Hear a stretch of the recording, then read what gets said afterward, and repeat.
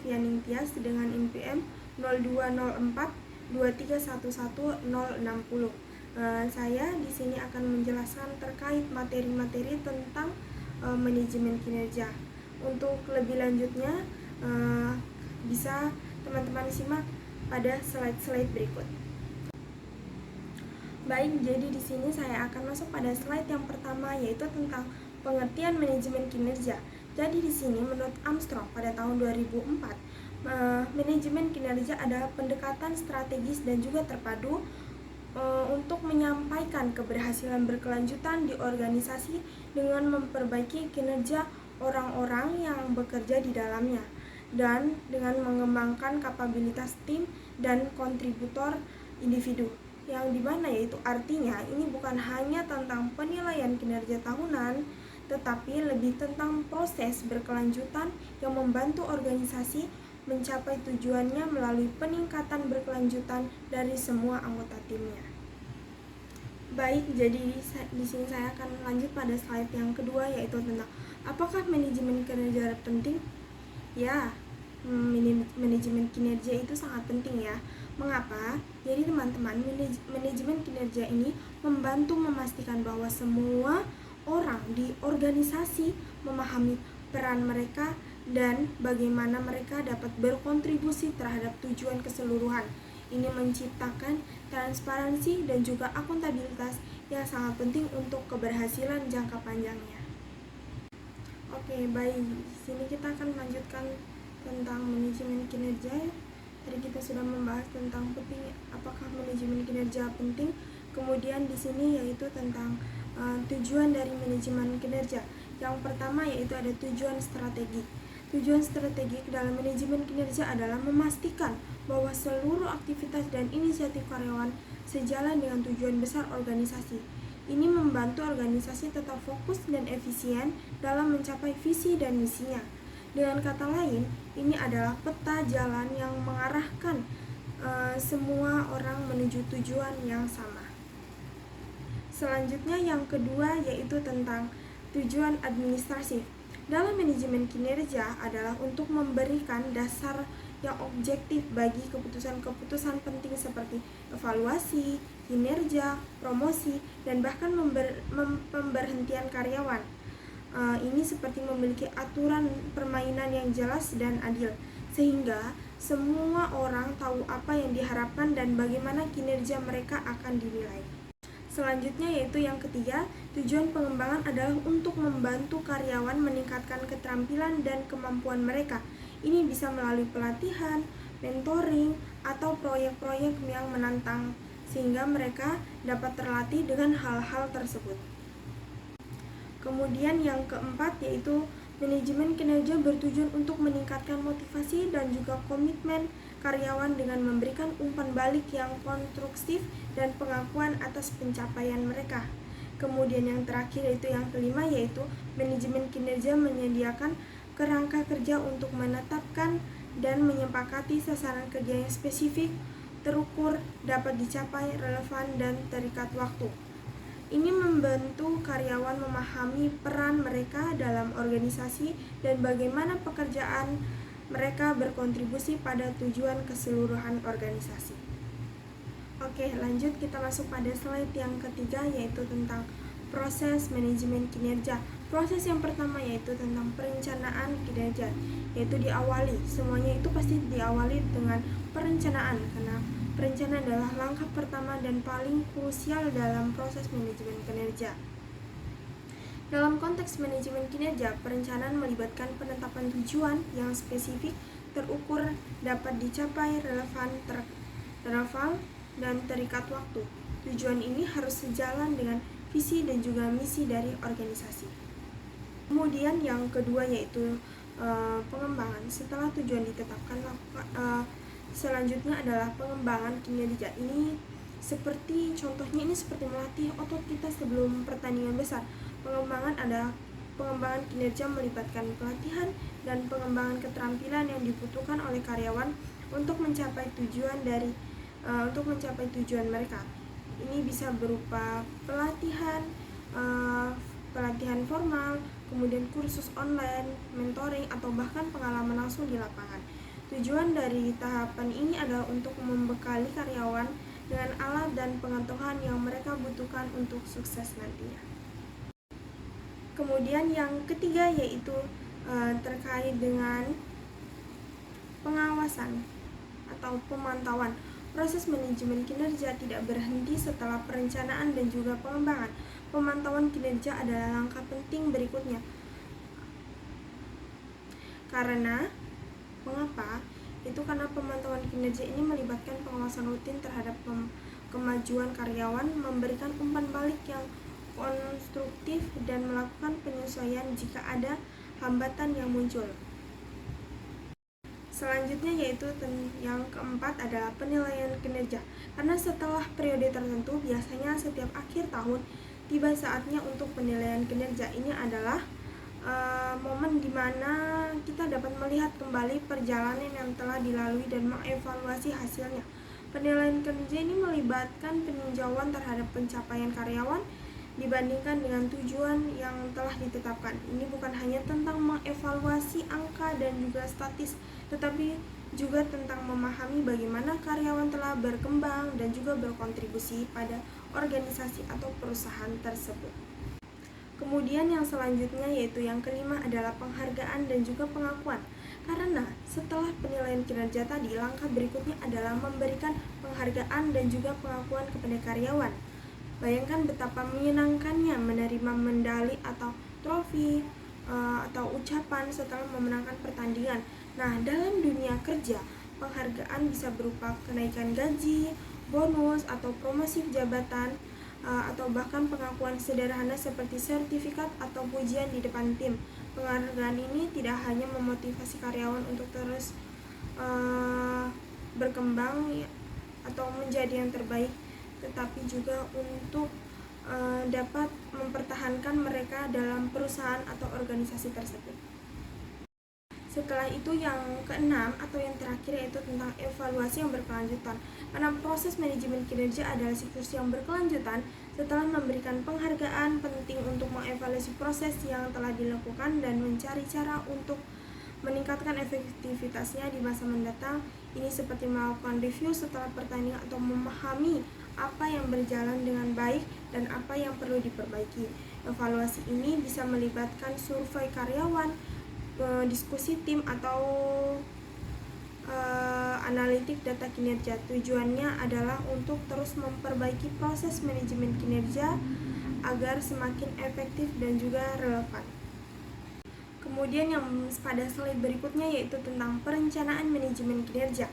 Jadi perencanaan kinerja adalah proses yang melibatkan mengidentifikasi tujuan, menentukan standar kinerja, pengembangan rencana tindakan, dan penentuan indikator evaluasi untuk mengarahkan dan mengelola kinerja individu, tim, organisasi secara efektif. Tujuannya yaitu dari perencanaan kinerja adalah menciptakan kerangka kerja yang jelas, terstruktur untuk mencapai hasil yang diinginkan. Kemudian slide berikutnya yaitu tentang tujuan perencanaan manajemen kinerja. Yang pertama yaitu untuk meningkatkan kinerja. Jadi perencanaan kinerja bertujuan untuk meningkatkan produktivitas dan juga efektivitas karyawan serta mencapai hasil yang diinginkan dalam pencapaian tujuan organisasi. Dalam merencanakan tugas, target, dan strategi yang jelas, karyawan dapat bekerja dengan fokus dan berkinerja tinggi. Kemudian yang kedua yaitu mengarahkan dan mengkoordinasi. Itu perencanaan kinerja membantu dalam mengarahkan dan mengkoordinasi upaya individu dan juga tim dengan tujuan organisasi yang lebih besar. Hal ini memastikan bahwa semua anggota tim bekerja menuju pencapaian tujuan bersama dan saling mendukung. Kemudian yang ketiga yaitu menetapkan harapan dan juga ekspektasi. Melalui perencanaan kinerja, harapan dan ekspektasi yang jelas ditetapkan untuk setiap individu dan juga tim. Ini membantu dalam memahami tugas, tanggung jawab, dan juga tujuan yang harus dicapai serta menciptakan ukuran kerja yang objektif. Kemudian yang keempat itu mengidentifikasi kebutuhan pengembangan. Perencanaan kinerja memungkinkan mengidentifikasi kebutuhan pengembangan karyawan untuk memastikan bahwa mereka memiliki keterampilan dan juga pengetahuan yang diperlukan untuk mencapai tujuan mereka. Ini dapat melibatkan pelatihan, pembinaan, atau pengembangan karir lainnya. Kemudian yang kelima yaitu menyediakan umpan balik dan juga evaluasi. Jadi, proses perencanaan kinerja melibatkan umpan balik dan evaluasi secara berkala terhadap kinerja individu dan juga tim. Ini membantu dalam mengidentifikasi kekuatan dan juga kelemahan, serta peluang perbaikan untuk mencapai kinerja yang lebih baik di masa yang akan datang. Kemudian selanjutnya itu keenam, meningkatkan pengelolaan sumber daya. Jadi, dengan perencanaan kinerja yang baik, pengelolaan sumber daya seperti tenaga kerja, waktu, anggaran dapat dioptimalkan. Ini memungkinkan alokasi yang efisien dan efektif dari sumber daya untuk mencapai hasil yang diinginkan. Kemudian ada pun yang terakhir itu atau yang ketujuh, mendorong keterlibatan dan juga motivasi. Perencanaan kinerja yang baik menciptakan lingkungan kerja yang transparan dan memberikan keterlibatan karyawan dalam menetapkan tujuan dan merencanakan tindakan untuk mencapainya. Kemudian pada slide berikutnya yaitu ada komponen utama sistem manajemen kinerja, yaitu yang pertama adalah perencanaan. Tentunya perencanaan selalu di awal. Mengapa? Karena sebelum kita mengawali sesuatu, tentunya kita memiliki perencanaan terlebih dahulu. Itu dalam hal ini perencanaan kinerja adalah fondasi dari setiap sistem manajemen kinerja yang efektif. Kemudian yaitu penetapan sasaran. Penetapan sasaran adalah proses menetapkan tujuan kinerja yang spesifik, terukur, dapat dicapai, relevan, dan terbatas waktu. Kemudian pengukuran kinerja, itu pengukuran kinerja melibatkan pengumpulan data terkait dengan pencapaian sasaran dan tujuan kinerja. Kemudian yang keempat adalah umpan balik, yaitu umpan balik adalah elemen kunci dari membentuk sikap dan juga perilaku karyawan. Kemudian yang terakhir atau yang kelima itu pengembangan kinerja, mencakup inisiatif untuk meningkatkan keterampilan, pengetahuan, dan juga kemampuan karyawan. Kemudian yaitu pada slide ini yaitu membahas tentang tahap-tahap manajemen kinerja. Tentunya yang pertama itu adalah perencanaan, sudah pasti planning. Pada tahap pertama dalam siklus manajemen kinerja adalah perencanaan yang melibatkan penetapan tujuan kerja dan harapan kinerja. Manajer dan karyawan bekerja sama untuk menyusun target yang spesifik, terukur, realistis, relevan, dan terikat oleh waktu atau SMART goals. Pada tahap ini juga ditentukan indikator keberhasilan atau Key Performance Indicator atau KPI dan ekspektasi perilaku kerja sesuai dengan nilai organisasi. Tujuan dari tahap ini adalah untuk menciptakan arah kerja yang jelas dan juga termotivasi. Selanjutnya yaitu pemantauan atau monitoring. Setelah tujuan ditetapkan, tahap selanjutnya adalah pemantauan. Di sini manajer mengawasi perkembangan kinerja secara berkelanjutan dan memberikan umpan balik reguler kepada karyawan. Jadi proses monitoring dapat dilakukan secara informal, misalnya melalui diskusi mingguan maupun formal, yaitu melalui laporan kinerja atau check-in kuartalan. Kemudian tujuan adalah untuk memastikan bahwa karyawan tetap berada di jalur yang benar, mengatasi hambatan sejak dini, dan melakukan penyesuaian strategi jika diperlukan. Selanjutnya yaitu peninjauan atau reviewing. Pada tahap ini kinerja karyawan selama periode tertentu, biasanya per kuartal atau tahunan, ditinjau dari evaluasi secara menyeluruh. Jadi manajer membandingkan hasil kerja dengan target yang telah ditetapkan di awal dan memberikan penilaian objektif. Selain itu, dilakukan diskusi mengenai pencapaian, tantangan, dan area yang perlu ditingkatkan. Peninjauan kinerja menjadi dasar penting untuk menyusun rencana pengembangan dan juga pelatihan di masa yang akan datang. Setelah itu, yang terakhir yaitu penghargaan atau rewarding. Tahap terakhir adalah penghargaan atau rewarding, yaitu memberikan apresiasi atas pencapaian kinerja yang baik. Penghargaan dapat berupa insentif finansial, studi bonus atau kenaikan gaji, maupun non-finansial yaitu pengakuan, promosi jabatan, atau kesempatan pelatihan lainnya. Jadi memberikan penghargaan yang adil dan transparan tidak hanya dapat meningkatkan atau motivasi individu, tetapi juga membangun budaya kerja yang sehat dan kompetitif dalam organisasi. Jadi sehingga dengan mengikuti seluruh tahapan ini seperti yang tadi sudah dijelaskan di atas, yaitu ada perencanaan, pemantauan, peninjauan, dan juga penghargaan, organisasi dapat menciptakan sistem kerja yang produktif, adil, dan mendukung pertumbuhan baik secara individu maupun kolektif. Kemudian itu ada tentang meramalkan kinerja. Jadi meramalkan manajemen kinerja adalah proses proaktif menggunakan data historis, tren pasar atau indikator strategis untuk memprediksi kebutuhan talenta, produktivitas, dan hasil bisnis di masa depan.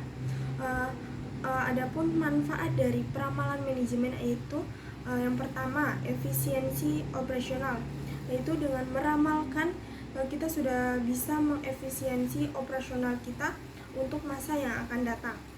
Kemudian mitigasi risiko, yaitu kita melihat risiko-risiko apa yang akan terjadi sehingga kita bisa meminimalisir risiko-risiko yang akan datang tersebut. Kemudian pengembangan SDM, sehingga kita bisa mengembangkan SDM kita untuk ke kinerja yang akan datang untuk yang lebih baik. Kemudian peningkatan kinerja, dari pengembangan tersebut kita bisa meningkatkan kinerja karyawan kita untuk perusahaan kita di masa depan untuk menjadi lebih baik lagi. Kemudian yang terakhir yaitu kesimpulan. Jadi manajemen kinerja berfokus pada peningkatan dan pengukuran kinerja karyawan dalam organisasi secara menyeluruh, baik individu maupun tim untuk mencapai tujuan organisasi. Sedangkan manajemen kinerja yang efektif merupakan faktor kunci dalam mencapai tujuan organisasi. Dengan penerapan strategi yang tepat, organisasi dapat memastikan bahwa setiap individu dan juga tim bekerja secara optimal sesuai dengan visi dan juga misi organisasi. Baik, mungkin itu saja yang dapat saya sampaikan pada presentasi kali ini. Lebih dan kurangnya saya mohon maaf. Wabillahi taufiq wal hidayah. Wassalamualaikum warahmatullahi wabarakatuh.